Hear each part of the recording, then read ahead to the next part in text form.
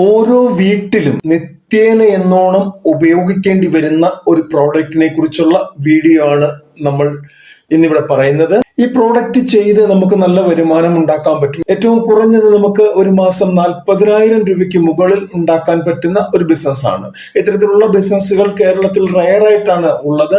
കാരണം ഈ ഒരു പ്രോഡക്റ്റ് എന്നൊക്കെ പറഞ്ഞു കഴിഞ്ഞാൽ നോർത്ത് ഇന്ത്യയിൽ നിന്നാണ് ഏറ്റവും കൂടുതൽ കേരളത്തിലേക്ക് വരുന്നത്. എന്നാൽ നമുക്കിവിടെ പ്രൊഡക്ഷൻ എടുക്കാൻ കഴിഞ്ഞാൽ തീർച്ചയായിട്ടും അവരെ കോമ്പീറ്റ് ചെയ്യാൻ പറ്റും.